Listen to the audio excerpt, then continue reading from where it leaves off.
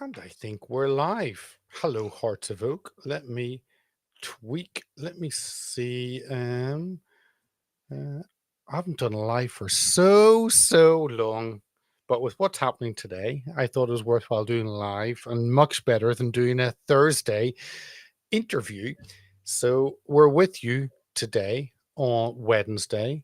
Um, Let me shut down and let me bring up. Give me a minute, Karen, and I'll bring up one. With so much happening. No, with so much happening, let me pull up. There, that looks much better. Karen Sigmund. Karen, thank you There so we much. are. Yeah, All the way from the West Coast, there in the Pacific Standard Time. Thank you so much for joining us today. great to be with you, Peter. What an exciting day. It's an exciting day, and I woke up at around 6ish, which would have been your, I don't know, 1 p.m. Eastern, which would have been your 1 a.m. 1 Eastern, which a.m. would have been your Yeah. 10 p.m. So before you went to bed, I got up, Karen. So it's all very weird, and I'm really intrigued to have your input. I've got a whole list of guests, and I'm trying to juggle everyone we have on, and it's phenomenal to be able to bring on such individuals like yourself to give an update. Now, maybe let me know what it was for you. You've been very involved in the GOP in LA on the east on the West Coast, and obviously American Freedom Alliance have had all the World War III conferences, of which I was honored to be at the one in Milwaukee, which Yes. stayed blue, that little area, but I will not touch on that. But let me know your thoughts as a US citizen living on the West Coast. Well, just let me say, if you could tell by my background, I'm not at my house because we have a power outage where I live because there's wind, and there's concern that if there's wind, there will be fires because they're not allowed to deal with fire hazards in a rational way. So what we were just saved from yesterday was the entire country going the insane way of California, turning us into a third world country. There's a better noun for that, but I'll stay away. So literally what we were saved from yesterday was the entire country coming under the insane, completely counter to everything relating to prosperity and security and rationality and first worldness. Um, there couldn't be a better contrast between where I'm sitting today, right now, and what just happened to the rest of the world. Do not California, the country, and we did not. And it was just, it's the most thrilling. This victory was something I just can't even really wrap my mind around. On the other hand, I really couldn't imagine that we wouldn't win. It made absolutely no sense whatsoever. Let me see. My camera kind of weird? Made no sense for us to lose. How can too many more people vote for what we know to be completely irrational insanity, communism, anti-freedom, anti-Americanism? That the American people showed that they understand what was at stake was just tremendous. And you pointed out our World War III conferences. As we watched the battleground states being contended with last night, just one after the other: Milwaukee, Pennsylvania, Arizona, Georgia, uh, um, North Carolina. We were in every one of those states. And to watch those come through as victories was particularly delicious. I'm not saying that we changed the outcome necessarily, but where we went, we won. So it's hard to argue that, I'll take the win. It's pretty Um, great. what was it? Obviously, California has gone fully blue from its time with Ronald Reagan in the 80s and has moved more and more blue. We've an interesting position of people fleeing California. Musk, of course, is the most high profile individual. Yeah. But let me know what that is, because California, I mean, crazy high taxes. The price of fuel is twice the price of some other states. Yep. You seem to have this huge divide between California destroying people through high taxes unless you earn. I know someone who works with one of the IT companies, and he must be on crazy money, but in San Francisco. But unless you earn that crazy level, then life is not good. And it seems to be a backlash in the economy. The economy seems to be the issue that really was key in this election. I think you're right, and about all the flight that we saw during the COVID years, certainly, and during the last four, well, which are part and parcel of the same package. A lot of Republicans left, which meant that we got bluer, but it also meant, a lot of the people I know who left wanted to help shore up red states that were tending purple. And so we may have seen some of the fruit of that we went bluer, but we're blue right now anyway. So the idea of Trump winning California, that was baked in. We knew that wasn't going to happen. Individual races are still a challenge, but I think the fact of, I'm just going to posit this, that a lot of our red Republican friends moving to red states or swing states, we may have played a role there. I also know that we played a huge role in terms of phoning into swing states between, you mentioned the Republican Party, Trump Talk and Turning Point Action both had major efforts. And people I know in California, given, and if you have an hour where you're going to do something, that hour was best spent calling into Pennsylvania, Arizona, Michigan, Wisconsin. And so there was a lot of effort this time, as there was in 2016. Also, the push from here, given that Trump wasn't going to win, and we understood that. But that said, there were a lot of congressional races that we haven't been doing too well in California and, of course, across the country. And losing the House is going to make things a little bit tricky. But we do what we can. That we have Trump back in the White House is just completely giddy making. It just feels like we have a chance to make America again, let alone great again, derailing the insanity. But also, you and I've spoken about this. The election was, as they always are, but a referendum on the stupidity of the American people. And that anybody could look, in the past, you have two candidates and one has one vision, one has another vision. And the divide isn't so gigantic. And it really was in this particular case. There's such a chasm between pro-America and anti-America, between sanity and insanity, just that you have someone this close to the White House as Kamala was, literally making decisions about taking away patents on a whim, destroying the economy, putting price controls because of gouging. This is communism. Every line of hers was straight up communism. And as you know, we did these World War III events. The philosophy and worldview of the United States White House percolates globally.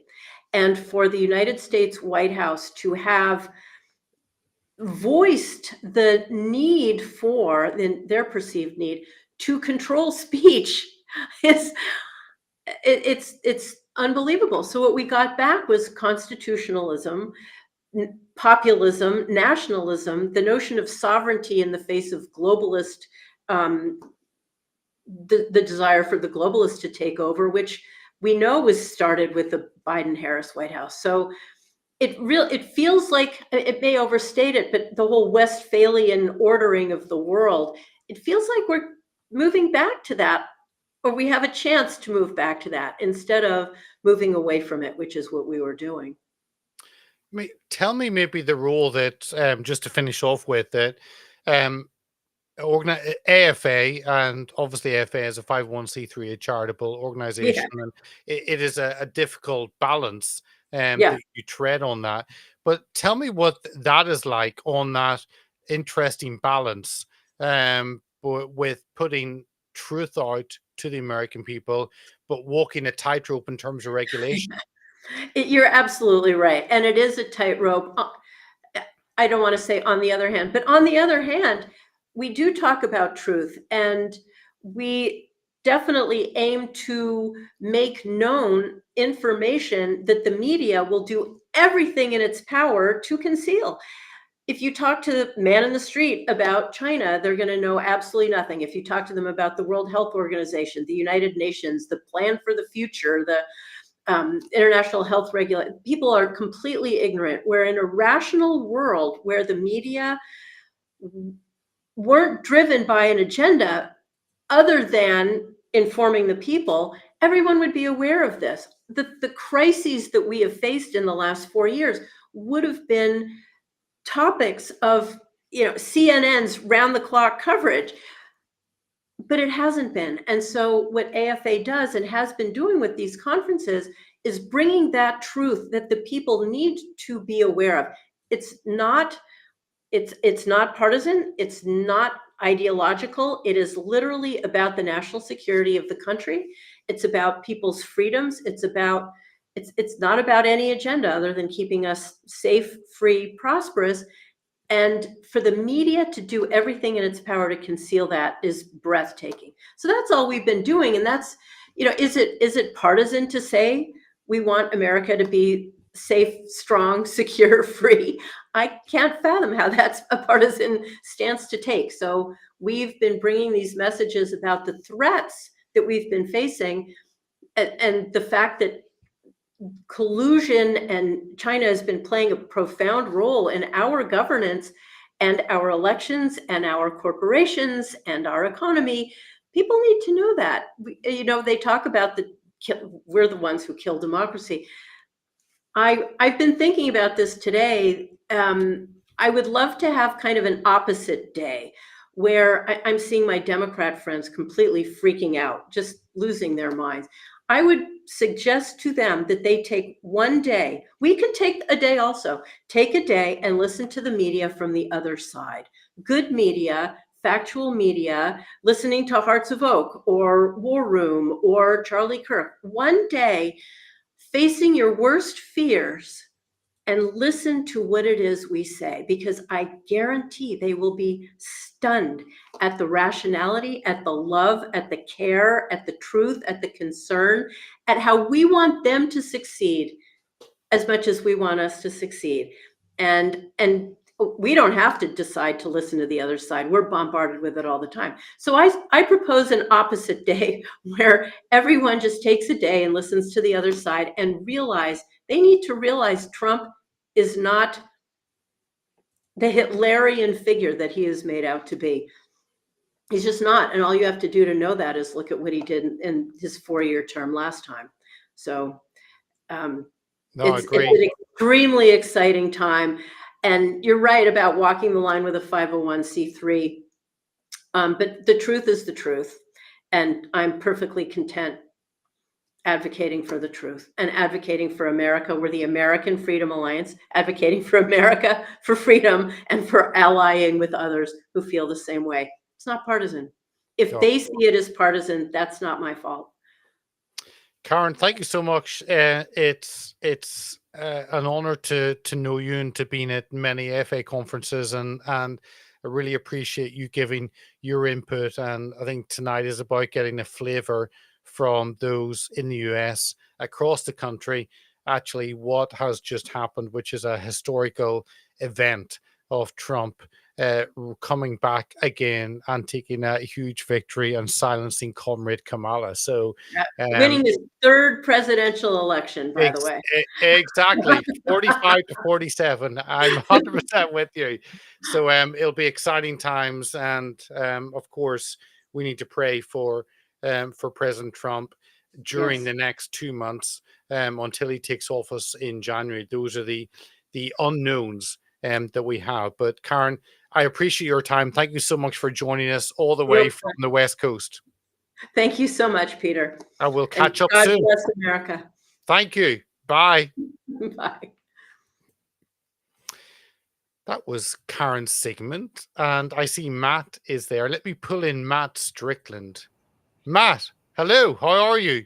Peter, what's up, my brother? How are you? So good. We're live. So good. Let me Oh, let sweet, me sweet. let me change over to there you go, Matt Strickland. Um so that you've been there, you've been a candidate running for the Senate in Virginia. But just Mm. talking to Karen Sigmund, who's over in LA, you're over in Virginia on the East Coast.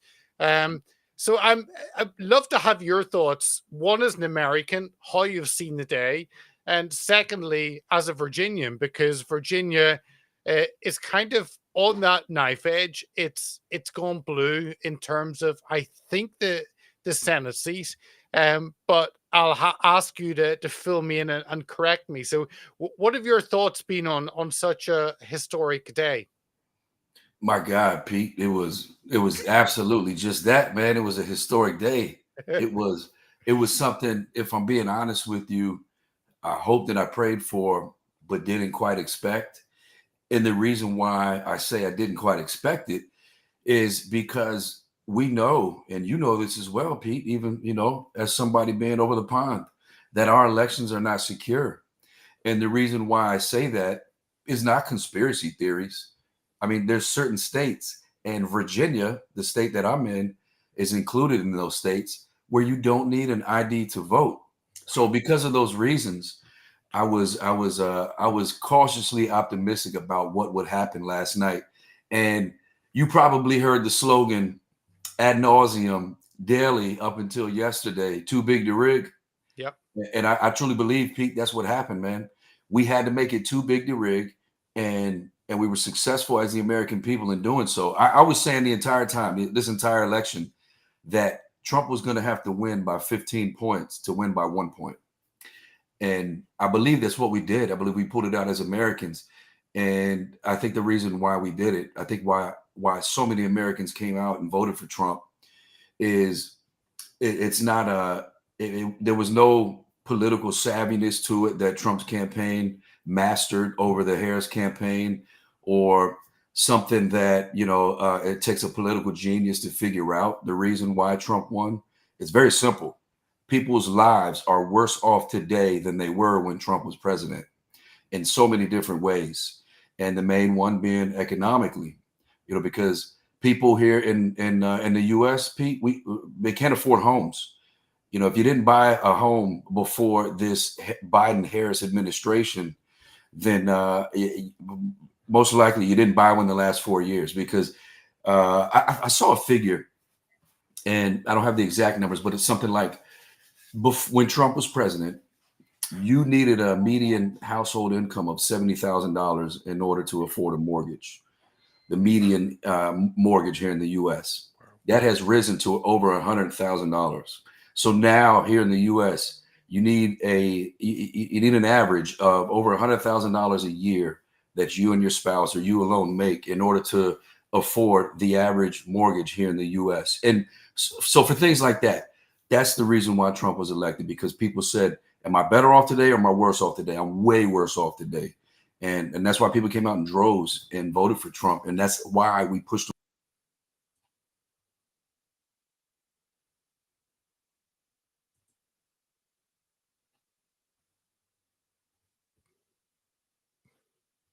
Oh, I've got Matt freezing up.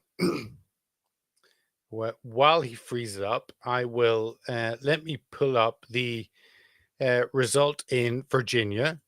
Virginia is a very mixed result. It was 51% to 46%. So the 13 electoral college votes from Virginia went fully to Kamala Harris. And it's really interesting because Virginia is on the edge, and obviously you have Washington, D.C., which pushes it fully on blue. And the further west you go, the further away from control, the more red you go. So it's really, really interesting looking at Virginia, and obviously the proximity to Washington D.C. And how that affects it. But if you look at the breakdown, Let me see if I can share a screen. Let me pull that off. Let me pull that off. It's been so long since I did a live. Forgive me. Forgive me. I would love to look at the chat, but I actually don't even have time to look at the chat. There is that's Virginia. Let me bring it up. Can we pull up full? There you go. Let me pull up full. That's full on Virginia. And as you can see, it was full. If you go through all these states, you can see the reds. West Virginia, obviously, is there. You can see all the reds. You pull it out, and you get that is the full on map. You can get the can we drag it over? There we go. So that's actually the full on map of the US. What has happened, and that actually gives a great overview of what has happened. Let me pull Matt in again. 1 minute, and let me hide that, and let me pull him in. Where is he? Here he is. Matt, hello. You disappeared, but I was talking about Virginia and the weird mix that Virginia is. The further west you go from DC, the more red it is. But Yeah. tell me about that, because DC, obviously, you've got a lot of people commuting. It's in the UK, we call it the civil service. In effect, the deep state. I mean, people working in DC, traveling. So the further away you go into Virginia, into West Virginia, it is redder, redder, redder. Tell me about that as someone who lives close-ish to DC and has the best restaurant in Virginia at Gourmelts. Let me just call that out. And you've had such phenomenal events with great people there, being a stalwart for actually American exceptionalism and Republican candidates. But tell me about that. The state, the further away you go from DC seems to play a big part in Virginia. It does, yeah. And actually, the political dynamic and the political landscape of Virginia is actually not much different than most states here in the U.S. in that if you look at the map, politically wise, how people vote, in most states here in the U.S., it's almost all red, and then you have these small metropolitan areas that are very densely populated, that are bright blue. So what happens is these small metropolitan areas that are overpopulated, that have dense populations, they control the politics of the entire state. So if you look at that map right there of Virginia, you'll see what I'm talking about. The entire state is red, but you have that blue up top in Northern Virginia, which is right outside of DC. Where I'm at is that southern tip of the blue that's up north up there. That's where I'm located. So I'm considered Northern Virginia as well. And the reason why that area is so blue right outside of DC is because of what you just said, Peter. Most people that live in this area, that live in Northern Virginia, work in DC for the federal government. And most of those people that work for the federal government right now, because it's a very liberal administration that's in there, are liberal. And Northern Virginia has just been infested with liberalism. I mean, far left liberalism. And because of how densely populated it is, they control the politics here in the state. And you'll see a couple different pockets of blue as well throughout Virginia, down in the Hampton Roads area near Virginia Beach and Norfolk. And the rest of Virginia is red. The rest of Virginia is red. The rest of Virginia is rural Virginia. And most rural counties throughout the U.S. tend to swing conservative. But like I said, it's those small metropolitan pockets that are densely populated with liberals that control the politics of the entire state. And but you know what? If I'm being honest with you, though, Peter, if you look at a map in the U.S. of all of the states that allow you to vote with no ID, those are the blue states. Those are the states that Kamala Harris won. And I don't think that that's a coincidence.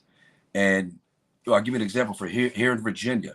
I believe that if our elections were secure here in the U.S., 100% secure, meaning you had to verify who you are when you walk into that voting booth, that Virginia would actually be almost completely red. I have been voting here in Virginia since 2020 without an ID and I've been recording myself doing so just to get that information out there to folks to prove to them that you can actually do this, because you'd be surprised how many people don't even know that you can vote without an ID here in Virginia, but it's absolutely possible. And what happened was in 2020, Democrats had control of the House, the state Senate, and they had the governor's seat here in Virginia back in 2020. And what they did was they passed a law that says you no longer are required to show an ID when you vote. And the reason why they passed that law is because they said it's racist to require an ID to vote, because minorities are not responsible enough and don't have transportation to get to the DMV to get a proper ID. Now, in my opinion, that's racist. That's racist to think minorities are not responsible enough and don't have access to transportation, which we have public transportation all over the state, don't have access to transportation and are not responsible enough to get to the DMV to get a proper ID. And by the way, Peter, you can order an ID online, so you don't even have to leave your house. So you and me both know that that's BS. The reason they passed that law was not because it's racist to require an ID. The only reason you pass a law like that is to cheat, and that's it. Because I'll tell you, if they really believed that that was a good law that they passed and that they achieved some success in passing that law, they would be promoting the hell out of that. They would say, hey guys, all of you that don't normally vote because you don't have an ID and you have no way of getting an ID, we passed this law that says you don't need an ID to vote anymore. So come vote without an ID. But they don't promote that. They don't promote that because they don't actually want citizens knowing that you can vote without an ID. And the reason they don't is because it's common sense that the only reason you would want people to vote without an ID is to cheat.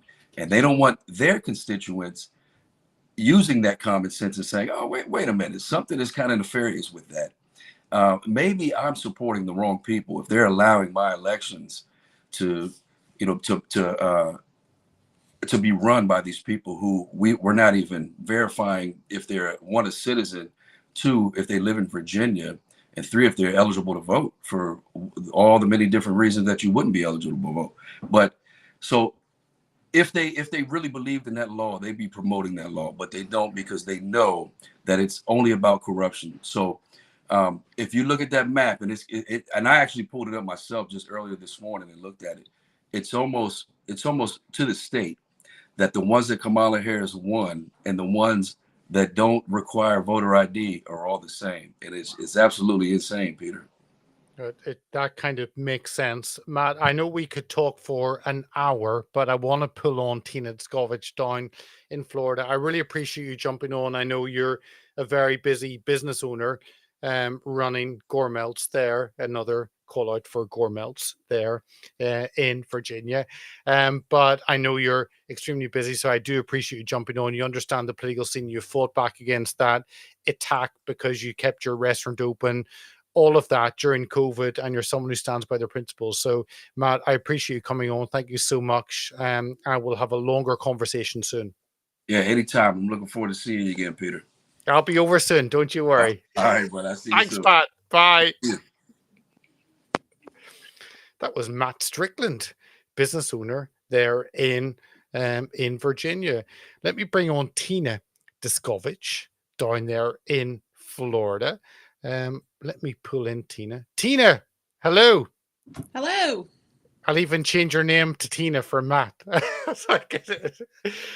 So tell me, I was actually blown away looking at the because you're down in Florida and part of the issue in Florida, and then I want to touch on the issues that obviously Moms for Liberty and parental rights standing up to the government on that huge overreach. But just on a simple thing with Florida is that the change in the Hispanic vote.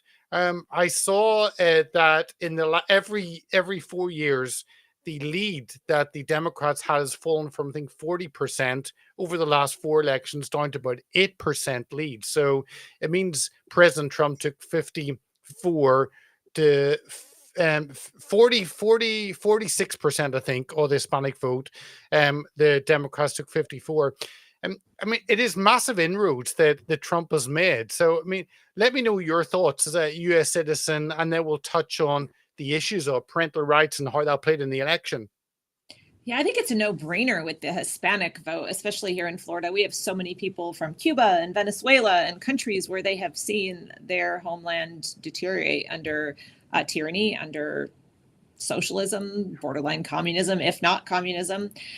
So they come here and they know what it looks like. You know, Americans, we are unfortunately a little bit, we sit on our laurels and don't always appreciate the freedom that we have. And those that come here from those countries that have had their rights at one point and then taken away, watch them diminish, they know what to look for. I think they have seen them in an alarming way the last 4 years. And so it is no surprise that they boldly go to the polls and know the right way to vote.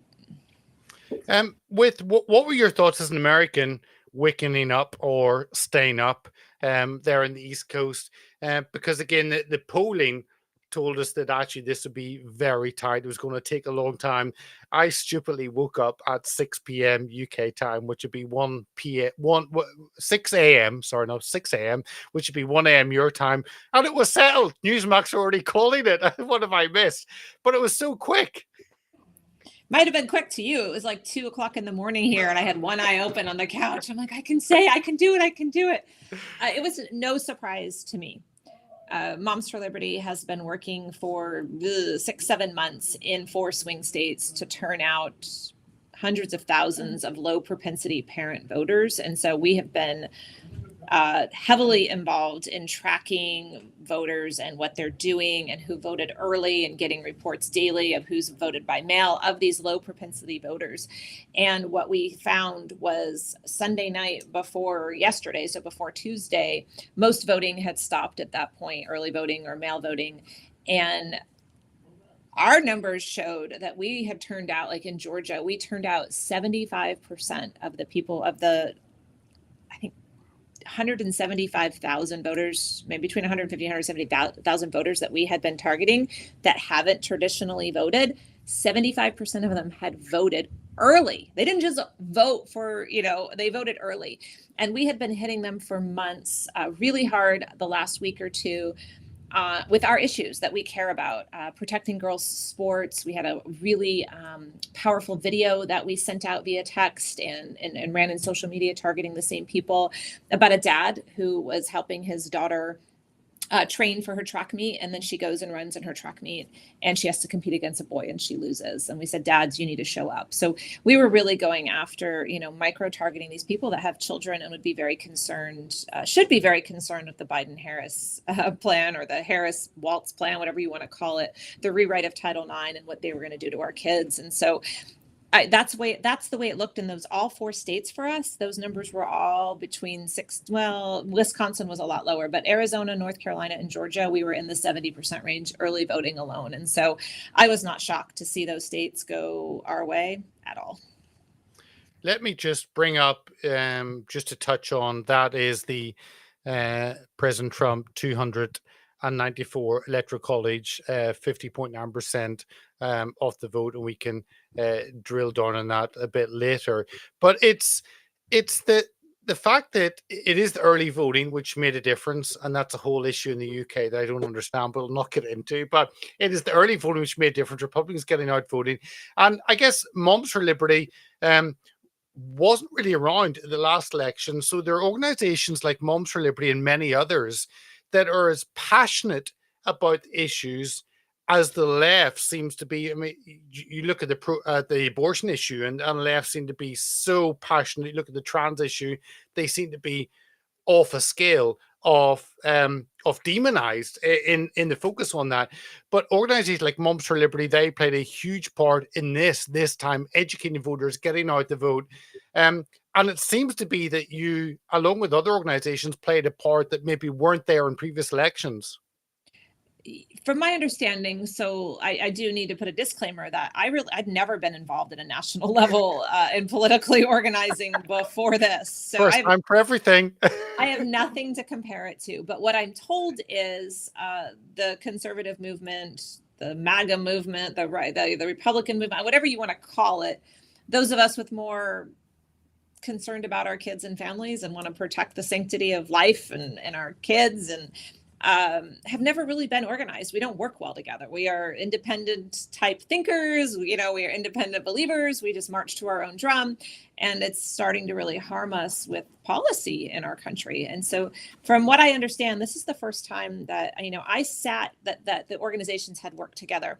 I sat in two different coalitions, I'll say, in weekly calls where leaders in different organizations would get together and share, discuss concerns, collaborate.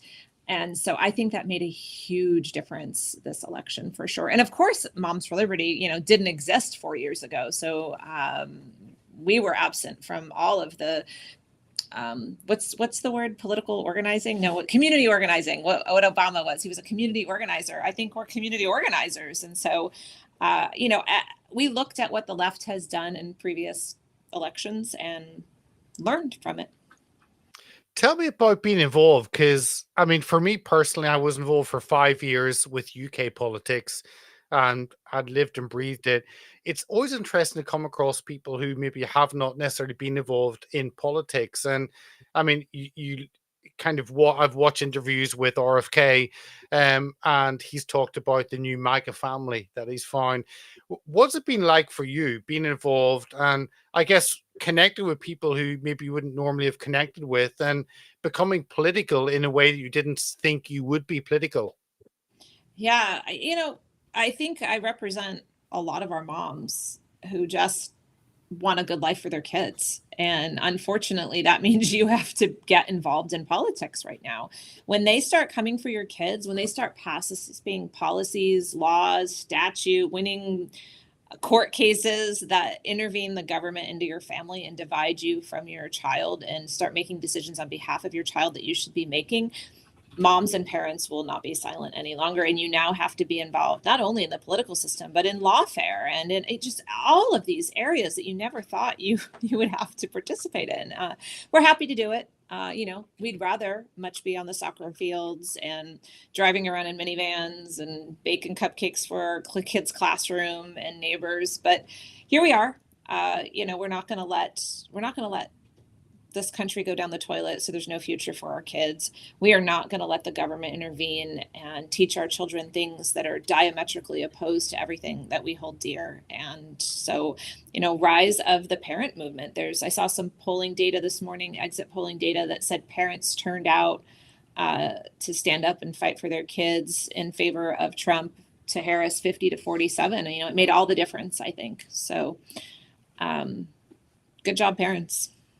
Tell me about, because again, I think certainly in the UK, we trust our government, we trust the institution, we trust the educational system. That's maybe been the problem. You do? No, honestly, we still. You shouldn't. I agree. I'm with you, but the issue of homeschooling doesn't really exist here, and there is a trust, and we are seeing that being eroded away by parents questioning what is happening. But I think Moms for Liberty has stepped in and given parents a choice. I think that parents didn't necessarily think they had a choice, and you have told them, actually, you have a choice. And that has played a part in a way that hasn't come up before, with the whole trans debate as well. That's fed into that.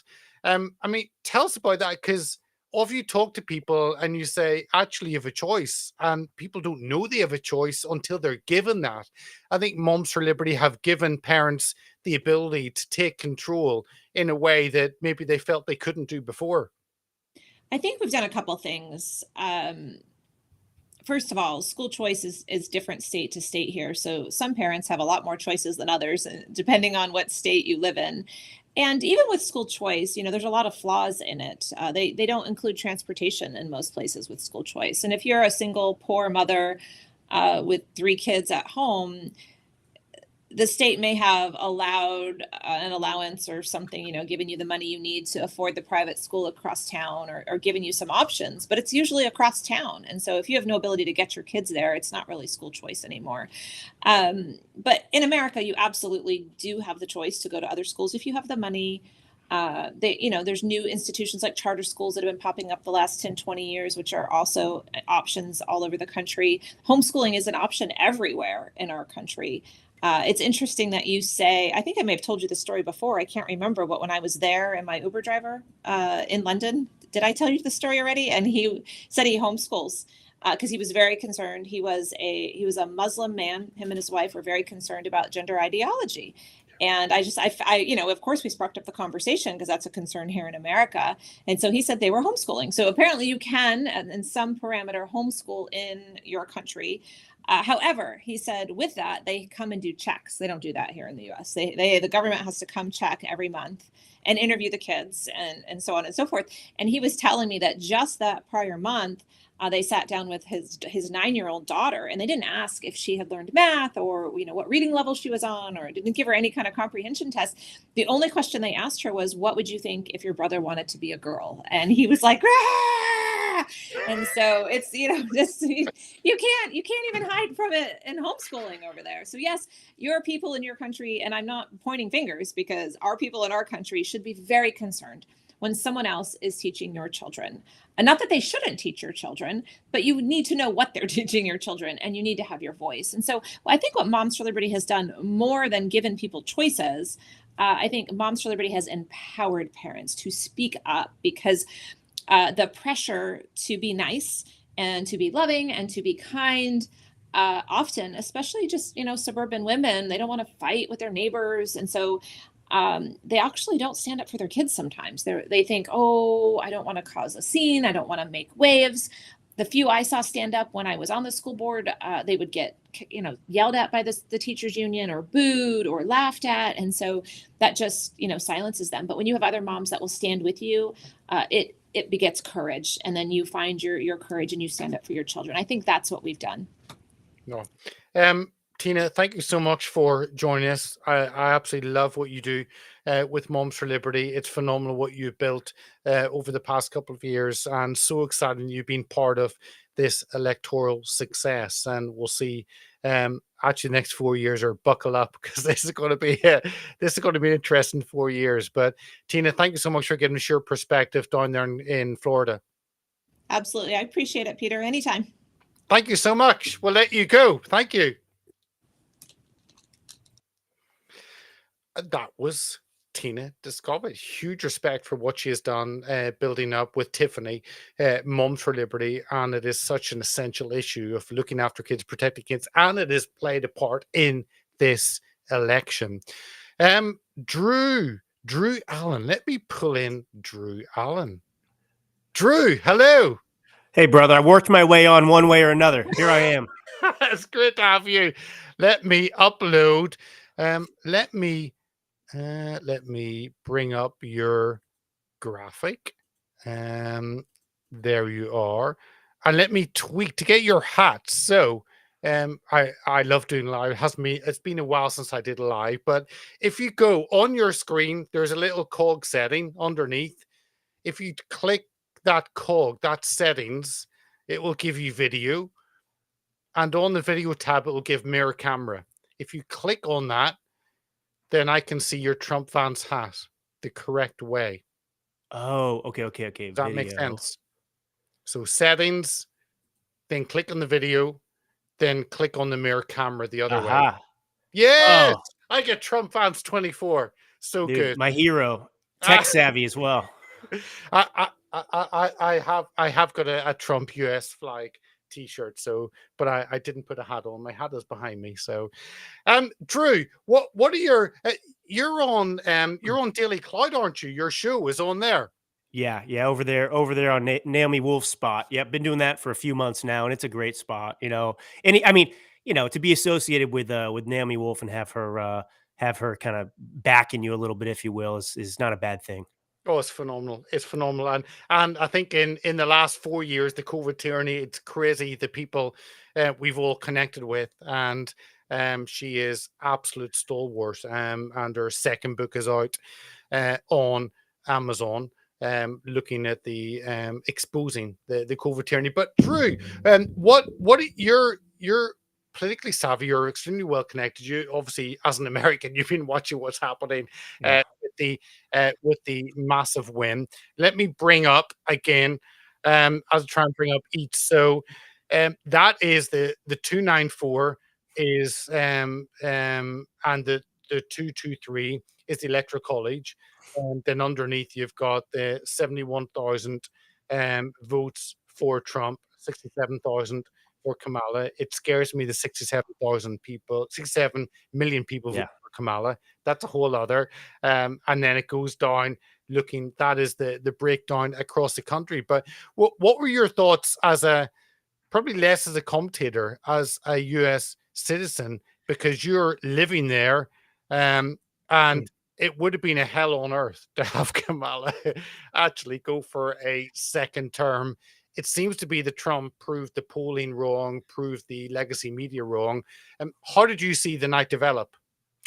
Well, I was apprehensive, like most people who watched 2020 stolen in front of our faces.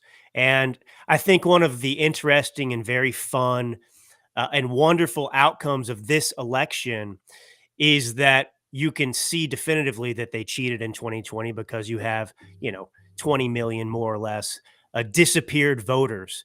And so now we know. And that was one reason I was looking forward to a rematch between Trump and Biden. We got Kamala Harris. That's fine, because it would show that he didn't get 81 million votes in 2020. And it would prove that wrong. But look, I wrote a lot about this kind of before and after my feelings on my Substack. But just to kind of rehash, 2016, he wasn't supposed to win. Everybody told us it was impossible.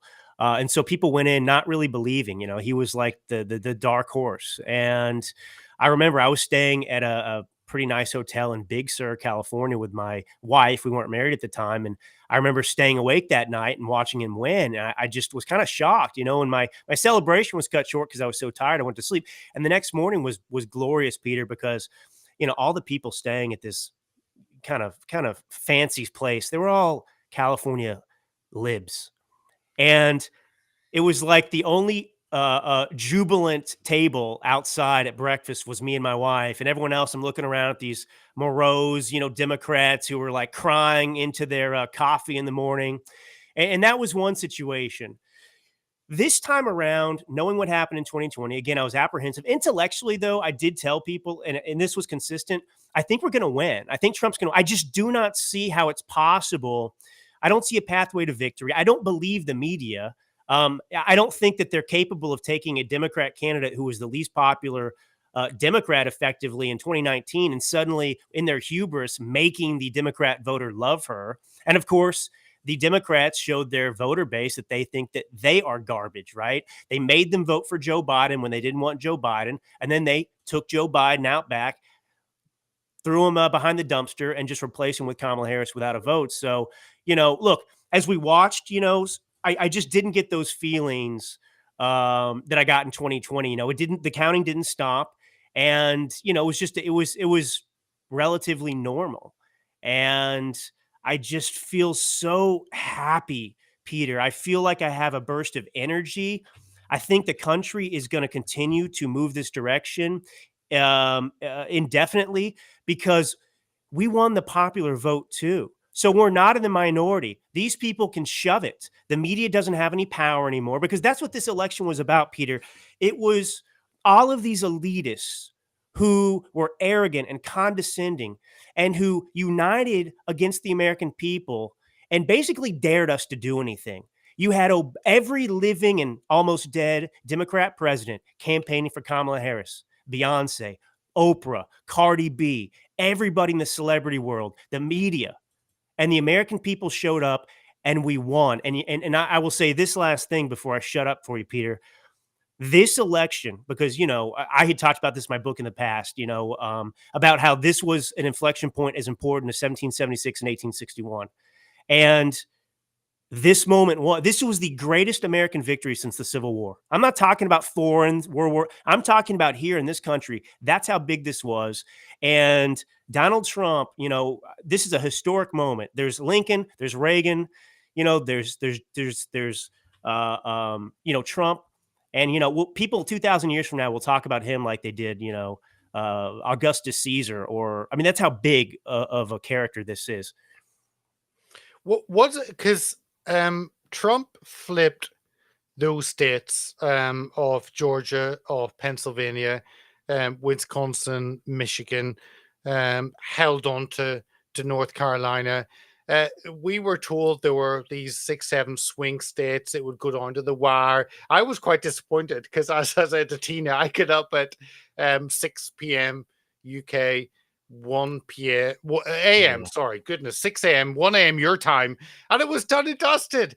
But again, everything we were told this would be so tight, it was not the case. And it's interesting the pollsters got it wrong so badly. And I think polling often is used to not reflect opinion, but is used to push an agenda. And it failed big time. Yeah, yeah. I mean, all the polls, it turns out, were conducted in such a way to confirm what they wanted to believe, and it goes to prove that we're living in two different worlds. There's reality, and then there's the media landscape, where Joe Biden is, vivacious and intelligent, and isn't pooping his pants in front of world leaders and dignitaries, right? And then there's, I'll say this too, there Donald Trump did that Joe Rogan interview, right? Yeah. And I have a family member who is Republican, but was one of those kind of reluctant Trump supporters who bought the media narrative. Oh, I don't like his personality, or whatever. That's garbage. And she listened to the 3-hour Trump interview, and that was the longest she'd ever heard him talk, certainly. And she said to me, this is like right before the election, last week. She said, I listened to the Joe Rogan interview, and Trump was so smart. And he was so funny, and I really liked him. And I said, oh I've been telling you this since 2016. This is who Trump is. So they want you to believe Kamala Harris is popular and smart. And of course, when she campaigns and you hear her try to talk, you realize that her biggest problem is legitimately that she's a stupid person. She's not smart. And Trump, on the other hand, is not any of the things, Hitler, so on and so forth. And I just think that the credibility is gone. The Democrat Party's legitimacy is gone. There's no ammunition in the tank, or fuel anymore. I mean, Trump, threat to none of it worked. It all fell apart. I mean, think about it. Everything, all the interference, and we overcame all that. The American people were not duped, and I am so. And to paraphrase Michelle Obama, for the second time in my life, Peter, I am proud of my country because Trump has won again.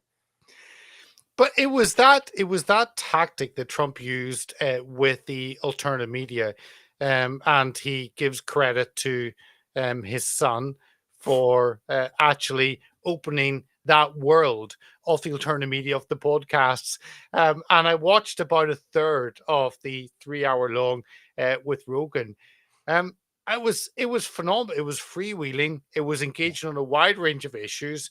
Joe Rogan isn't necessarily a Trumper, and yet he came out, I think, for RFK. But the conversation, and Trump wins people over. He has the humor. He is self-defacing, weirdly, and understands the issues. And it came across in podcast upon podcast upon podcast, and it was a great tactic that poor Kamala didn't seem to employ. Although I don't know if she could talk for 3 hours on anything.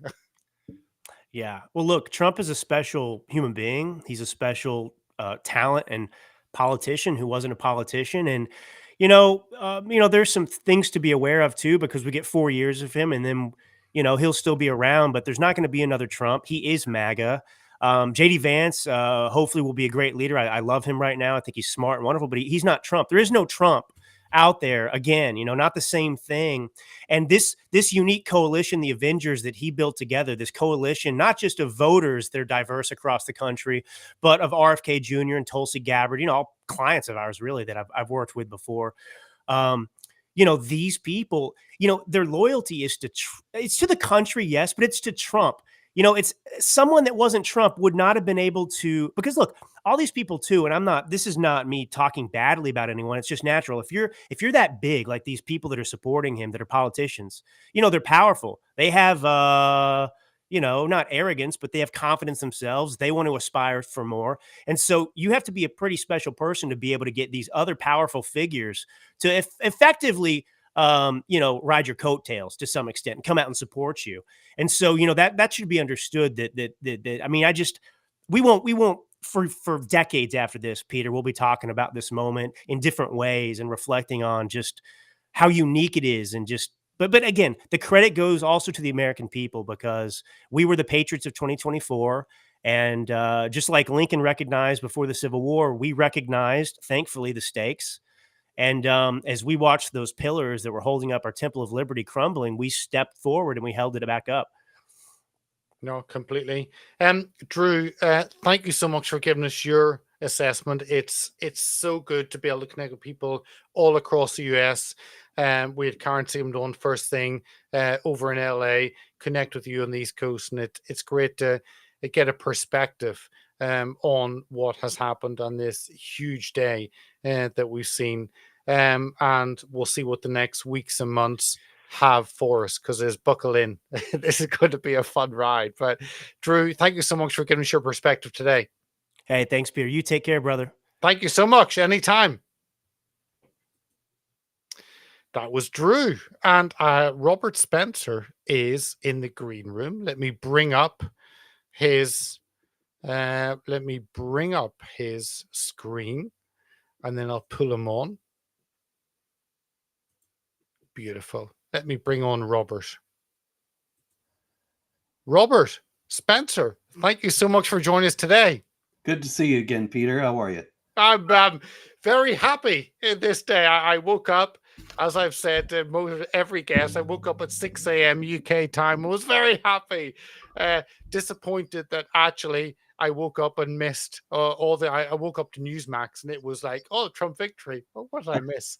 But I mean, for you, what maybe just touch as a US citizen what it was like, and then I want to maybe just touch on Trump was there in Michigan, and Michigan flipped for him, which to me was a little bit of a surprise. Michigan, a very strong Islamic community, and how that fits in, whether Trump understands that. But maybe just for you as an American citizen, what has the evening and the morning been like? It was kind of nerve-wracking, actually, Peter, tell you the truth, because of what happened in 2020. 2016 was just a completely joyful night. It was a total surprise. Everybody in the world, including everybody that I was with on that evening, thought Hillary was going to win.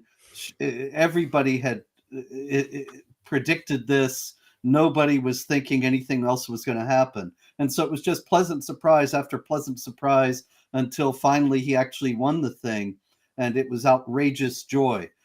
In 20, he was comfortably ahead, and then the shenanigans started. And it became pretty clear to me fairly early what they were going to do. And so I thought, well, I'm just not going to watch this happen. Went to bed. Sure enough, got up in the morning and it was gone. And last night was very much like that, in the sense that I, along with many other Americans, was thinking, okay, when do they start breaking water mains and claiming that they have to stop, and then pulling the boxes of fake ballots out and putting them in so that she wins? And everybody was worried about that.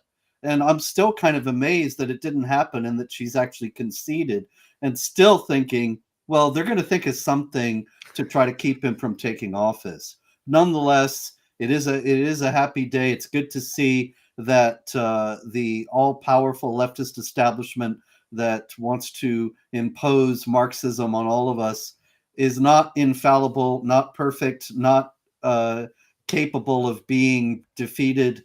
It was defeated last night. Whether it'll be a lasting defeat or not, that's another question, but it turned out great. Tell me about, because you kind of have to set apart the politician, and Trump understands how you run a campaign. It's been very effective, 1, 2, or maybe 3 times. But he obviously went and was courting the vote in Michigan. That worked because he got the how many 15 electoral college votes over in Michigan.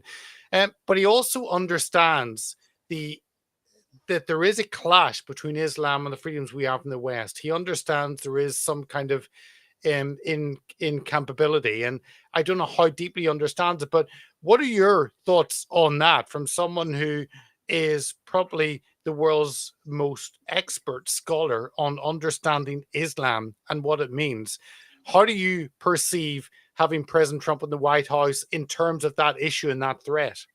Just recently, he said something to the effect of that Islamic jihadis were not going to be tolerated in the country. He was going to send them back if they were immigrants. And so that's a positive thing, because of course neither Biden nor Harris would even go that far. And he did court the Muslim vote in Michigan, but really he won Michigan because of the rage among Muslims over the fact that Biden and Harris did not betray Israel even more than they did. And they tried hard to betray Israel enough that they would save the Muslim vote. But there were a lot of Muslims who voted for Jill Stein or didn't vote at all. And it's not as if they have any illusions. I don't think that Trump is going to be on their side. There are, however, Muslim leaders in Dearborn and Hamtramck in the Detroit area who say that who appeared with Trump at a rally recently and said he's going to bring peace, which is something, of course, that he said repeatedly, that he'll bring peace between Israel and the Palestinians. Now, as far as they're concerned, that means right now that he'll stop Israel from destroying Hamas and Hezbollah. And that would be extremely unfortunate if he did that. But I have hope that Netanyahu and others will prevail upon him and convince him, if he really is moving toward pressuring Israel to stop before the job is done, that they will explain it to him, because he has also made it clear that he supports Israel completely in eradicating those jihad groups. I mean, does that mean that Israel have a window of opportunity that is closing? Because Trump doesn't want to have a war on his watch, and he prides himself as a president who has stopped America being involved in wars. And you've got the situation not only in the Middle East, but obviously you've got the situation in Ukraine and Russia. And I'm kind of imagining there will be conversations behind the scenes and encouragement to actually bring that to some conclusion. And I could see actually in Trump's first week or two in January actually having some kind of ceasefire there. I don't know how advantage that will be to Israel. I mean, what are your thoughts on that? I think that the fact that Netanyahu just dismissed Yoav Gallant, the defense minister, was a good sign. That he is feeling as if the restraints are off. He doesn't have to placate the Biden people who were telling him to stop. And maybe he sees it as a window of opportunity till January 20th. Maybe he doesn't. But I must repeat that Trump did say that he's completely in favor of Israel finishing the job. So I don't see him pressuring them to stop short in a way that will favor the jihadis. I don't think that Donald Trump has a comprehensive understanding of Islam or jihad or Sharia or what the Palestinian conflict is really all about, which is Islam and jihad and Sharia. But he understands it enough not to aid the people that are trying to destroy Israel. And so I don't think that he's going to make a decision that would lead to that. Because I know that Steve Bannon he sees the threat that Islam poses to the US. Seb Gorka has written about this and sees the threat, and they're both policy individuals. And of course, you have the warnings from Europe. With Gerd Fielders there, with others in Europe warning what will happen. How effective do you think those warnings will be? I live in London as Dan, so if he just looks at London, he'll see what the situation is. But how effective do you think those warnings will be, maybe from Europe, in that this is a wave and you need to act or this will come to you? Well, this is something that Trump has actually spoken about explicitly. And you may have seen a few months ago, he was talking about how London doesn't even look like an English city anymore. And you see what happens with mass migration. And so I think that he's far more aware than many people might realize. Trump's a funny guy. I mean, I think that it has to be conceded at this point that he is one of the most skillful and shrewd politicians that we've ever seen in the history of the United States. and also in the history of the world without any exaggeration, because not only was he removed from office, I mean, he lost the election in 2020 and then came back. Now, you go back in the history of Britain and the history of many other countries, there are lots of people who did that. That's not so striking, although it is unusual in American history. He's only the second one to lose an election and then come back and win and return to the White House. But what is remarkable is that he did it under a cloud of all these bogus criminal charges and all this vilification that is unprecedented, to the degree that the left is actually, without any self-awareness and without any regret and without any even apparent knowledge of how ridiculous it is, likening him to Adolf Hitler. And yet and the media is completely behind all this and goes along with it, so that the American people are inundated with this nonsense all the time, and they still saw through it and reelected him. It's a testimony to his own very clear authenticity and his skill as a politician, which I think is vastly underrated. And so I don't think that he's going to set America on a path such that is comparable to the path that Britain has taken or that Western Europe is taking. He knows already about that threat and has warned against it. What are your thoughts? Because one of the issues that in the Middle East is the money that's come from the West to keep Hamas there, with UNRWA, with the UN wider. Trump seems to be someone who won't settle for that nonsense and realizes that if you're funding someone and they're your enemy, it's quite a stupid situation to be in. How aware do you think that he is of the UN, of the influence it has, the negative influence against American interests? Well, remember that Obama sent millions to UNRWA and billions to the UN, and Biden did the same thing. But then there's a 4-year gap where Trump cut off UNRWA and the Palestinians in general.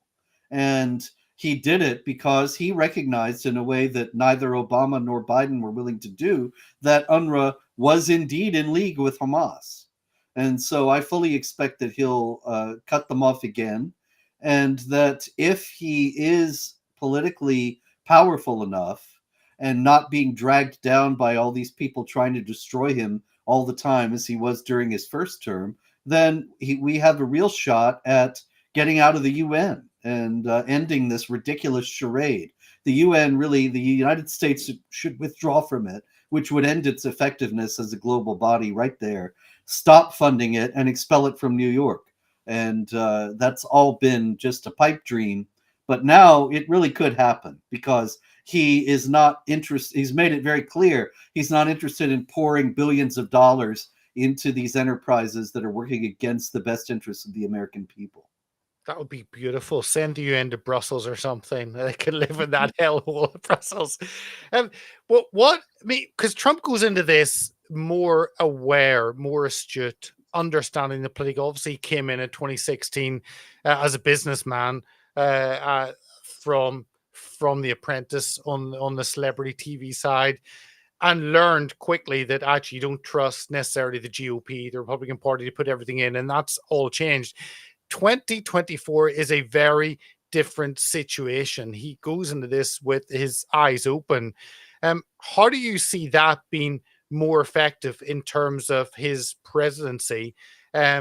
With all of these multinational organizations, he seems to be able to step in on day one, aware of what the situation is, having worked behind the scenes to set up a whole administration network that he didn't have before. So how confident are you that he can actually deliver, where before maybe he was held back and restricted from delivering his aims?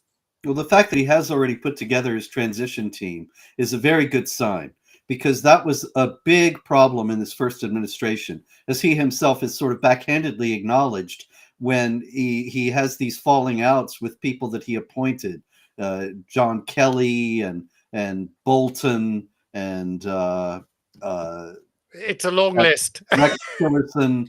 Yeah, there's a long list of these people, and it became kind of ridiculous, really, because they would leave the administration, they would attack Trump. He would write something on Twitter about how stupid or useless they were, and then that would just beg the question: well, then why did you appoint them in the first place? And the answer, of course, was he had to appoint them. He didn't have anybody else. He was doing something that was entirely new in American politics. He had some following, but not the kind that you need for the staffing of a massive bureaucratic apparatus. So he had to rely on the Republican establishment, and he ended up dealing with people who were not in line with the goals that he had in mind. Now he understands that, and so we can hope that that will lead to far more responsible and effective appointments, and no more of these falling outs and denunciations and mutual recriminations. I mean, last thought, and it's maybe a little bit outside what you cover, but the whole issue of political lobbying of the machine, the political machine that exists in DC, which is huge compared to what we have in the UK. It is an industry that exists, and I can imagine many people jumping up and down and saying, "I want a position. I want a position at the White House. Are you capable? No, but I want a position." I mean, that clamber for that. Do you think he's astute enough to actually put the correct people in place and be able to hold off that clamor for position, which I guess happens in every administration? There's one big difference here between his first term and now, and that is Elon Musk, who is obviously a skillful manager who trimmed down the staff of Twitter by a tremendous percentage, and yet it's still fully operational and bigger than ever with no problem. So this is a guy who knows how to trim fat and identify and eliminate useless positions. And so the US government is filled with that. Trump, of course, has been talking with Musk about setting him loose on the government bureaucracy and having him streamline it. There's also the example of Javier Milei in Argentina that should not be overlooked, where Milei, of course, in the famous video, he's reading off the names of all these departments in the government bureaucracy and saying closed and ripping it off the whiteboard and throwing it away. And I can see that kind of thing in the future for the United States. It would be a tremendous boon. If Musk is able to succeed in trimming the bureaucracy, he could save hundreds of billions, maybe trillions of dollars, and make the government actually more effective, not less, and more effective in the way that it ought to be, rather than this intrusive, all interfering nanny state that we have now. No, I'm looking forward to the Department of Government Efficiency. It's going to be a fascinating ride. Yes. Robert, I really appreciate you coming on. Obviously, your latest book on Muhammad. If people want to really understand the truth in that, go to your X, your Twitter there handle, and make sure and follow you and find out about that. And obviously, Jihad Watch is the one of the best source of information on Islam and understanding what's happening currently. So, Robert, I appreciate your time jumping on and giving us your thoughts on the huge election victory. Thanks. It's always good to talk to you, Peter. Thank you, Robert. And we'll speak to you soon. Okay. That was the one and only Robert Spencer, who I had the privilege of meeting over in Milwaukee when I was there at the American Freedom Alliance conference. Now, we have two more possible guests. Let me see. Frank Gaffney was going to try and join us. Let's see if he joins us. And She Van Fleet was also going to try and join us. Let me pull up the latest information and I'll talk you through it. I really should have a chat facility. I will do better on lives. We'll do lives more often. Pre-records are easier because it does give you a better product. And that's really the reason why we do pre-records, that we can pre-record a video and put it through, clean up the audio, make sure it is a better product for you. And that is the reason why we do pre-record, so you get a better product at the end of the day. But there is the fun, there is the the fun of having the live as well. So that is also. Let me jump on. Give me a moment. Let me jump on. I see some Frank is calling. Let me jump on with him. Give me 1 minute.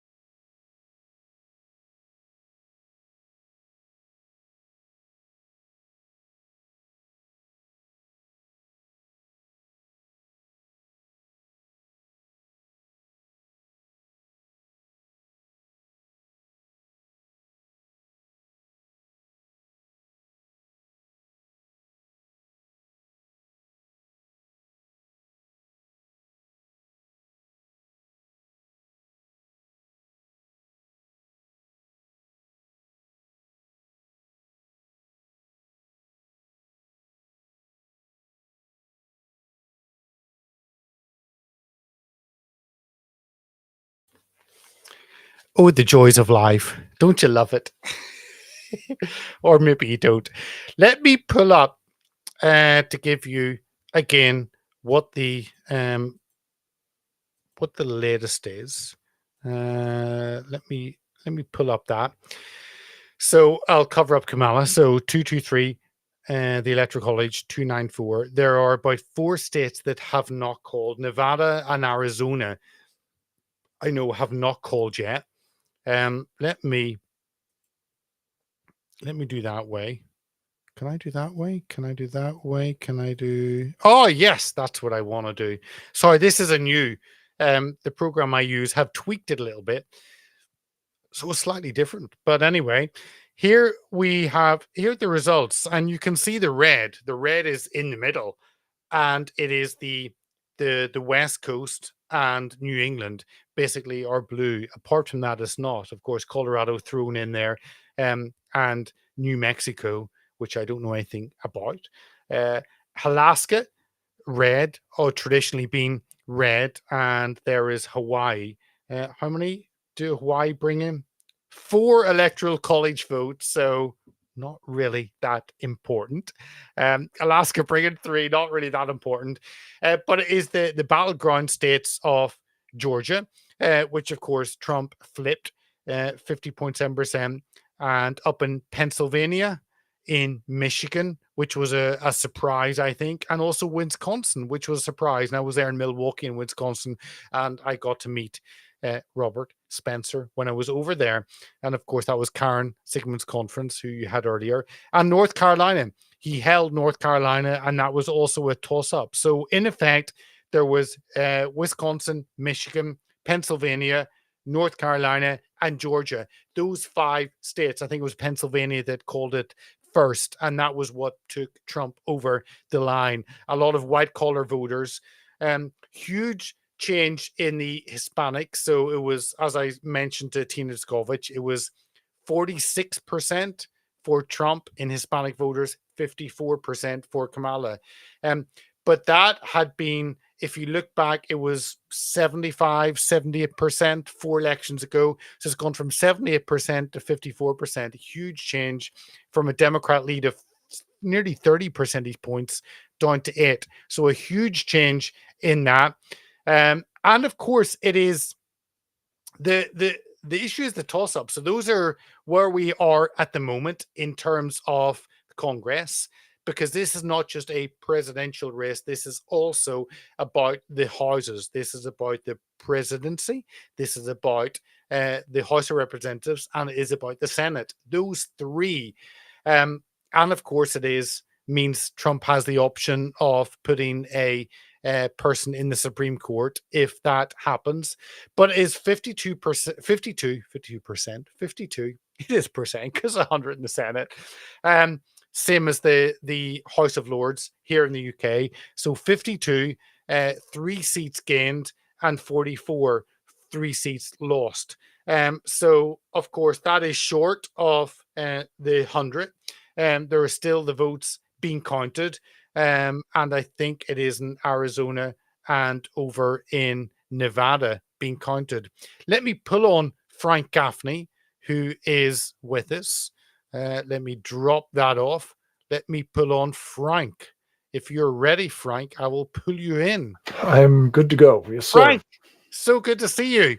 Sorry about the delay. No, we always get there in the end. Never a problem. Never a problem. It's always good.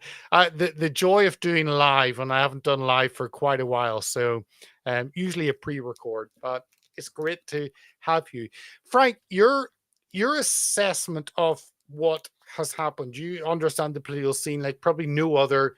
Who we've had on. We had Karen Sigmund on at the beginning. Matt Strickland joined us from Virginia. Tina Skovich down in Florida. Then we had Drew Allen up in New York.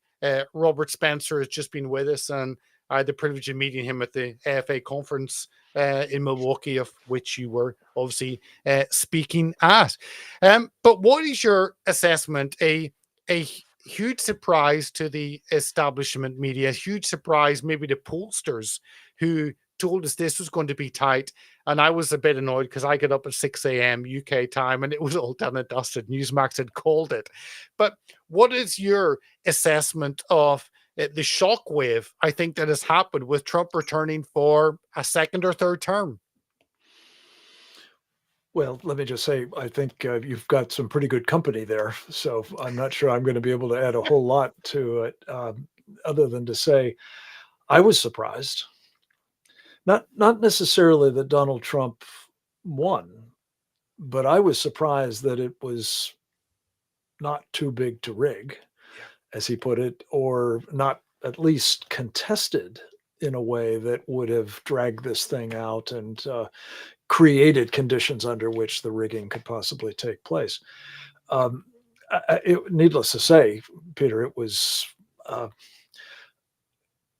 gift from God. Yes, that did not happen. And I think that it suggests that what is to come is similarly going to be providentially appointed. At least I pray so, because I think that there's so much that needs to be done to try to right the ship in this country. And I believe that Donald Trump has largely articulated what those things are. And now I believe unmistakably has a mandate to pursue them. So the level of resistance that we expect to see and how soon we'll see it and how it will manifest itself all remains to be seen, of course. But I do anticipate that the left will resist and try desperately, as they did in you said the second term. I don't think there was a second term until the one coming up, but there was a third election, that's for sure, that I believe Donald Trump won. And in each of these cases, we've seen the determination of people who don't want the ship righted, who want the ship to founder, quite frankly, who believe that for whatever reason, and there are probably different ones for different people, but there's been a considerable agreement amongst people of different stripes that bringing about the end of the United States is desirable, and they have been hard at it. And Donald Trump is the one man, I think, who could have stepped in the way that he has done, and again, with the help of the Lord Almighty, given us another chance. Let me pick up on that because I've got Chad Connolly next week talking about this from a faith perspective and the work that he has done with Christian groups. And something I haven't said to you, but actually I'll touch on a private moment and then expand it, was when we were in Milwaukee, and I remember you prayed for us when we had dinner with a number of the speakers, and I sat back and it resonated with me, and I thought, wow, there is real deep faith, a deep expectation for God to do something in a way that we don't really have that in the UK. It is that wearing your faith on your sleeve instead of being private. And how did that fit in? Because President Trump has talked about help from above. He's talked, obviously, that assassination attempt. How does the issue of faith kind of fit into him as a man, a change man, I think, and the electorate?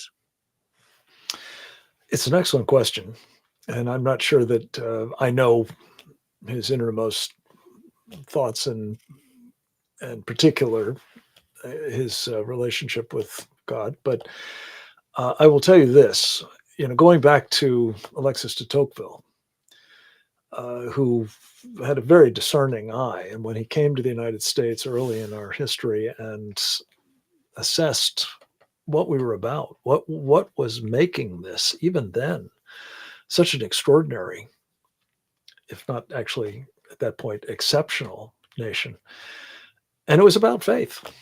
It was about the importance of faith. It was about the practice of faith. It was about the role of the church and pastors and so on. And I think that abides, even though obviously we've had a lot of secularization and falling from grace going on. But I do think you're right that from what you can take away from his public statements and his conduct, I mean, he does have a foul mouth, so that's kind of set aside. I'm not one to cast stones in that direction, I must confess, but I think he has been persuaded, notably with respect to that assassination attempt that nicked his ear, on the basis of the fact that he, at the last possible moment, just modified the position of his head. That was something that was divinely ordained, and that it meant that there was some purpose for sparing him. And he spoke to that in his speech, last night, accepting this outcome. And a word about Chad Conley and so many others who worked tirelessly to bring the faithful into the electorate. And a tremendous number of whom had not. I've not seen the overall numbers, but I'm sure that it was part of this victory for Trump. And I think that's because the American people have not only connected on that level with this particular individual, that is to say, at the spiritual level, but also that there's a wider recognition of what I've come to believe, and we talked about it in Milwaukee and elsewhere. We're in a spiritual war. What is actually going on here is between good and evil. It is between, I think, God and what he has, from its inception, had in mind for this country and what he wants it to be again, and that he's given us another chance. And in juxtaposition to all of that, of course, we've got truly demonic and diabolical forces at work to try to, as I say, sink the ship, not right it. And I just take away from this moment the most profound conviction that the Lord has intervened, and we must do our part to ensure that we're worthy of it. No, America, I think the world has been given an opportunity to correct the wrongs that have been done, and there's a huge opportunity forward. I mean, what, just to finish off, what are your thoughts there? Obviously, I know you touch a lot on the clash between Islam and the freedoms in the West, and Robert touched on that. You've worked a lot on the CCP and the impact on that from an economic, but also as a cultural attack on America. But also there's that cultural attack in terms of life, in terms of gender, and it goes on and on. His in tray will be very full. I'm wondering, where does he sit? Because obviously he's put together a team, I think probably the most prepared presidential team, and obviously from working with President Reagan, but there's been a lot of work behind the scenes, and I think I certainly look at this quietly confident of the work that has happened to prepare him to take that position in January. What are your thoughts on that as someone who has served back with President Reagan and his administration? Well, I hope that what he has said repeatedly, he means. And that is that he's going to give great care to the personnel choices, because he has learned from his first time around that people are policy. And the people that he selected in a great number of cases, I think, in fairness, on the basis of recommendations by others who, had the role of making these recommendations, were very, very ill-advised and contributed materially to the difficulties of his first term.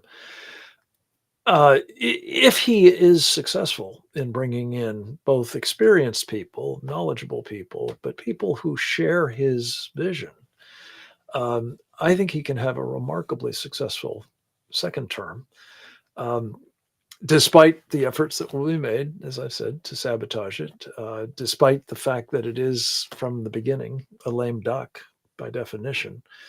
I just think that, there is a coming together at this juncture involving a Republican Party that he has transformed, and a majority of the American people who voted, certainly in this election, behind the idea that making America great again, as he said, is not simply a slogan. It is a mission, and that will have a number of different aspects to it. Of course, there will be domestic elements. There will be, to use your phrase, cultural aspects of it. There will be many economic features. There will be some that are very much in the foreign policy, national security domain. And I think I pray, let me say it that way, what I pray will be the common denominator of them all is restoring what we know has worked in the past. It is a constitutional commitment. It is a belief in the power of the divine and the need to respect his wishes. It is, grounding our economy in, responsible policy, not the kind of reckless abandon that we've seen now for several years.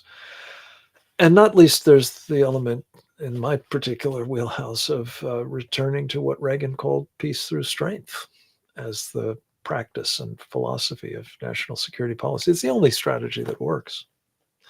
And I'm praying that, as I say, the Lord will not only bless him as he pursues these sensible policy approaches, but that he will continue to shine his grace on this extraordinary country. Amen. Frank, Securing America, Frank, one of the greats, intellectual greats in the political and the media space. Always appreciate you coming on, giving us your insight. So thank you, Frank. It's a privilege. Thank you, Peter. Thank you. Look forward to talking on my show. We'll talk soon. Very good. Thank you all. Right. I see that She Van Fleet is with us to finish off, touching on Virginia. So let me change the graphic and let me pull She Van Fleet on. Hello, She, how are you? Okay, hi Peter, so nice to see you again. So good. And I saw a post of yours early this morning. You were out bright and early in Virginia getting out the vote. And I posted someone who is not American born, but actually is more American than many in a desire to actually see America succeed. But give me your thoughts on the day as you were up at the crack of dawn, as we would say in the UK, getting out the vote. What was the day like for you, She? Yeah, I worked 2 weeks previous 2 weeks before the election day. That's the early voting, and I worked every day handing out the sample ballots, and it's been very, very busy. So I kind of expect that on the election day it won't be as, and which turned out to be true, but still very steady flow of people, and it lasted, from it opened at 6 o'clock. I got there like before 6, got up really early, and lasted until 7. And so it was an extraordinary day and a steady stream of voters. But we were hoping maybe there's a chance that Virginia would turn red. It did not, but Trump did much better than 2016 and 2020. So there's a hope for Virginia. I think we should never give it up. I agree, and as someone who's traveled to Virginia more than any other U.S. state, I seem to have a little spot within me for Virginia, which seems to often be on the edge, but is affected by Washington D.C. Yes. And the deep state there. What were your conversations like with voters? Because it seemed to be that the political polling and the legacy media got it so wrong. I was expecting this to last days and days, but I think it's only Nevada and Arizona that will go on. Everything else was done and dusted in hours. I know. I was so, I told myself, don't get too excited. And I was preparing for the worst, maybe days and then maybe weeks. And I was just like, yesterday, because I was so tired and I went to bed like 12:30. I just could not stay longer. This morning, I said, please don't give me a surprise that, they have to wait for days. And I was so pleasantly surprised. I don't know how to describe it. I was just like, I don't know, it's beyond excitement. I was just like, feel like what a reality. I just have to accept that it is true. It is true that we did win. So I do think that, to help your listener to understand Virginia, and Virginia as a whole it used to be really red because it's a conservative state. But the problem, I do think it's a problem, is Northern Virginia. It's huge and it's very populated. And most of the residents there work for the federal government. And a lot of them are part of the swamp. Yes. Of course, they don't support Trump. Especially now, they know that their jobs, or some of the made up jobs, will probably be disappearing. And so that is a main problem. And also we have large portion of the population in immigrants. A lot of them are new immigrants. And I have to say, a lot of them come here, they just watch mainstream media because they just, I guess a lot of them are just not aware that you cannot trust mainstream media. But a lot of immigrants from non-Western world, they trust everything in the United States. Like a lot of the Chinese Americans, they say, this is America. This is a free country. Of course you can trust the media here. You can't trust CCP media, but you can trust media here. I think that's the main problem, that a lot of them just believe the lies. And during my time working for the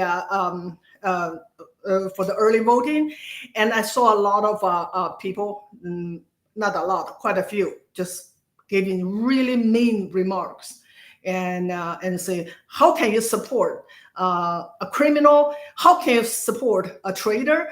And of course, they don't know what they were saying to me is the lie that they were fed from the mainstream media. Tell me, obviously, your fantastic book, and I've had you on interviewing you and read it cover to cover, Mao's America, warning America about the attack on the institutions in terms of socialism, in terms of understanding, in terms of taking away that individual responsibility.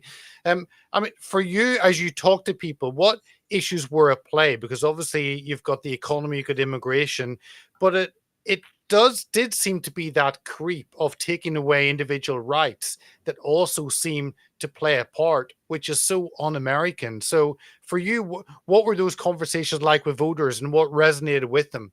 Yeah, for voters, I could not have really in-depth conversation, and mostly, and if I had any, they're the Republican, the conservatives. But through my experience and talking to people, different people, and especially my interaction with people on Twitter, I think a lot of people a lot of Americans have no idea what communism is about. And many times when I make comment, they said, define communism. And so I always say, and I tweeted today, this is only the beginning. To win the election is only beginning. There's so much work to do. And the most important thing is to take back our institutions by kicking out Marxism ideology and the Marxists. And we should start with our schools, especially public schools. And I think that, okay, we won, which was great, but people have to really, really think. How could we have two communists as the presidential candidate for the Communist Democratic Party? That is just, to me, that was something that we should really ask ourselves, because people don't understand. Everything Kamala said, everything she support is communist, but people don't understand. So I think the only way to save America is to really educate people. And that's my job, and that's my mission. So tomorrow, November the 7th, is the Victim of Communism Memorial Day. And I'm going to tweet, I'm going to remind people what got us here today in America is the infiltration of communism, of Marxist ideology. And now it has a new name, woke. It is the same thing. Unless people understand, unless people are willing to fight against it, we're going to have another scenario that we have communists running for the Democratic Party, for president or for all offices of any local and federal. And I know you push back against that woke ideology in schools up there in Loudoun County. And it is those Loudoun County and Fairfax and Prince William areas that actually are so blue. Let me ask just one more question before I let you go. You talked about that culture clash, and I think America confused about maybe what it means to be American without woke ideology. But there's another part, and you'll understand this coming from China, that relationship that America has with China. And Trump seems to want to reset that. Trump is someone who's strong, as opposed to Biden, who's a pathetically weak individual. And Trump will go into that in a position of strength and wanting to reevaluate that relationship. How do you see that happening, understanding the position of China with the CCP and the position of America, where you've now lived for decades? Yes, I think Trump is the first U.S. president, the very first that take on CCP, really challenge them, even though it started with just trade. But I think he understood they are not someone that you can deal with as if you're competitors. I think that he was the first one to really alarm the Chinese, the American people, that these are not trustworthy business partners. They are communists. And I think he will continue that path. And this is very important. He's the very first American president who understands the threat of the CCP. In the past, even Reagan understood the threat of Soviet Union, and he was the one to take down the Soviet Union. But he gave the CCP a pass and called them the so-called communists. They are more communistic than the Soviet Union. So that is something I think we should, I will do my best to wake up American people. And they are a threat, not just to the United States, they are a threat to the whole entire world. And we all had a taste of it after they released, not by accident. I don't think it's by accident. They released the COVID virus and killed millions of people all over the world. They have to be held accountable, and we have to find out exactly what happened. She, thank you so much for joining us. Mao's America is an essential book for all the viewers and listeners to get a hold of. Please do and understand the threat that America face in terms of socialism. So, She, thank you so much.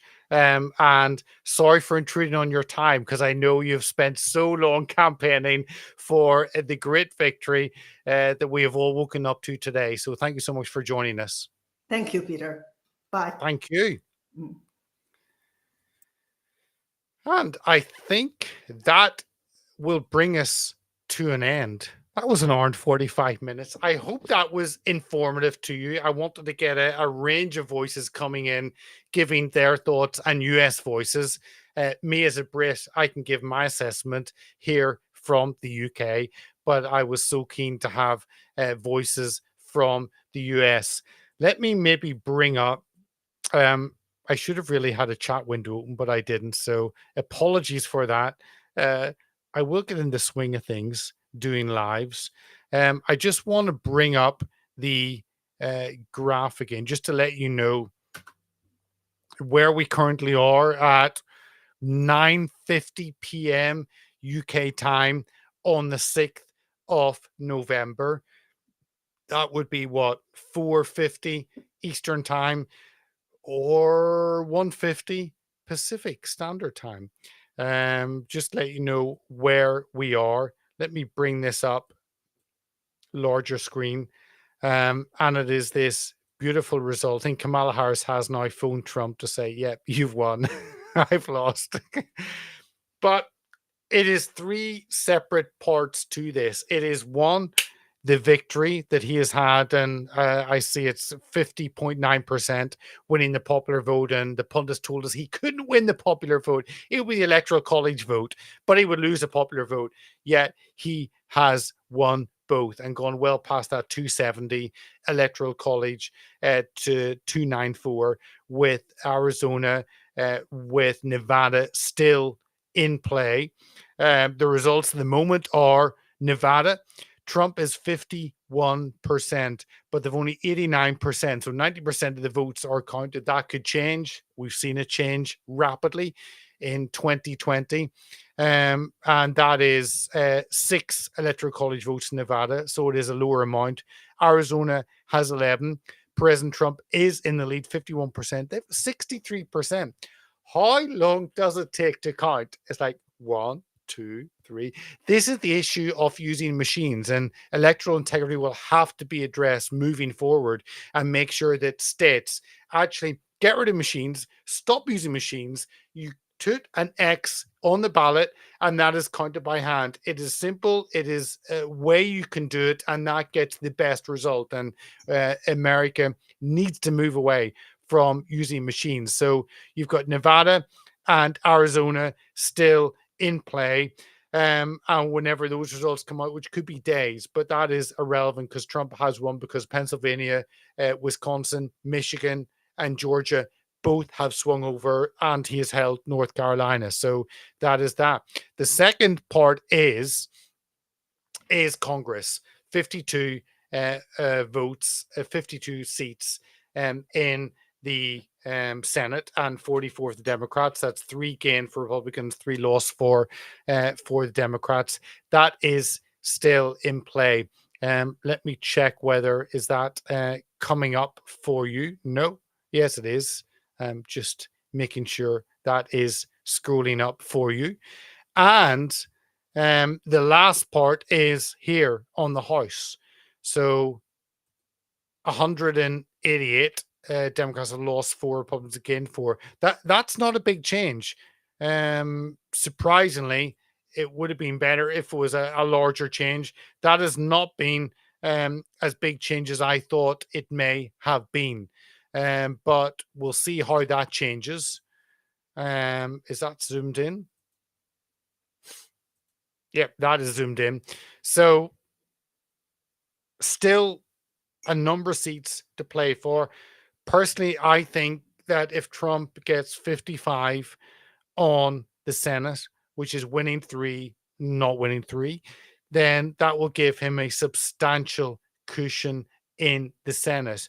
In the House, I mean, 218 is the line. He had, I think it was like 235 or something. Was it before, something like that? I think it has to be again a cushion for him to really take that and give him that protection. So that's the Senate. Obviously, not every state.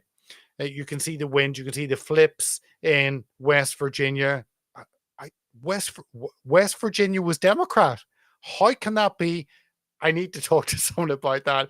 Ohio flipped over, and Montana, again, that surprises me because the popular vote in Montana, Ohio, West Virginia is red. So I don't know why the Senate is different. And of course, in Arizona with Carrie Lake, she is trailing. Again, quite a surprise because the popular vote is red. Why is the vote for the Senate blue? That does not make sense. When you have that discrepancy, you do ask questions. And as the House race, that is a glorious position. That is a glorious map. Is it coming up? It is a beautiful map. Can I bring that? Oh, that's full screen. That is so lovely. Let me reduce it down. So again, that is a state of play across the US. You've got over here on the West Coast, California, Oregon, up in Washington are blue. You've got New Mexico is blue, and you've got up here in New England, but everything else is red. Of course, that doesn't take into account the population centers, and that's why it can look better than it is. And then the governor races. So I was frustrated that North Carolina held blue. Washington, of course, you'd expect that to go blue. Those were intriguing. Big result for Republicans, Phil Scott, Vermont, and a big result, less big for New Hampshire. I don't know why Vermont. Again, I need to talk to some of my American friends. Delaware, Delaware, only 56% to 43 in Delaware, which is Sleepy Joe's state. Sleepy Joe was senator there for decades, which obviously is coming to an end.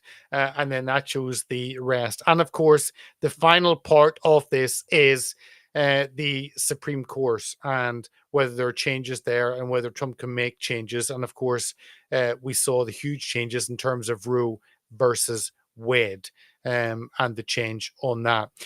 Thank you so much for staying with us. I hope that was informative. I hope that was helpful. Had a phenomenal list of guests with us. And we will be back with you on Saturday with a news review and on Monday with another guest interview. So thank you so much for joining us. Keep safe wherever you are. Thank God for the victory he has done. As I always said, vote and pray. And I think those two together have made this happen. You can end the voting, but don't end the praying. Pray for America. Pray for President Trump that he will have godly wisdom, as King Solomon had in the Bible. When King Solomon said he wanted wisdom above all, let's pray the same for President Trump, that he will ask God for wisdom above all, and that God will give him divine wisdom for him to rule and to be president for 4 years, to make hugely difficult decisions in terms of immigration, in terms of economy, in terms of the woke agenda that has invaded our institutions, pushing back that cultural attack on America. And I believe with God's help, as Frank Gaffney said, God willing, that America can regain American exceptionalism and the American dream can become once again something that every person in the world aspires to, and is not destroyed and tarnished by the woke agenda that the Democrats have tried to bring in. So pray for President Trump. And I'll leave you with that plea to take each day. If you're a Christian, if you're not a Christian, hey, take on this idea. Take maybe just 30 seconds every day and pray for President Trump. You may not know what God you're praying to. You may know who you're praying to, but it will certainly have an impact, I believe, 100%. So if I can leave you with something, if you're not a Christian, then do take that on board. Take a time, pray for President Trump, and see what happens with you. And I'd love to have another conversation on this and pull in some of those comments to see how it's impacted you, because I believe it will have an impact on you. So have a wonderful rest